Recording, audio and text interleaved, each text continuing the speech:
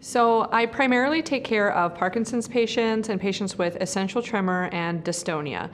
I do a lot of patient care with deep brain stimulators, and I do a lot of deep brain stimulation programming for all three of those conditions. People don't think about how disabling that a tremor can be for some patients, and being able to take that away from them is amazing. A lot of times I tell people that I have the best job on earth, because when I get to turn that stimulator on and we find those correct settings, and someone says, oh my gosh, I have not done this in so many years, that's just like the best feeling that someone can have to give someone back their independence. So my philosophy of care is always to, build a relationship, find out how can I improve your quality of life every day, what is most important to you. So, I listen to what is the most important thing to that patient, and then we kind of go after that. So that's the most important thing to me, is spending my time with the patients and listening to what they want to make better in their lives. My main process that I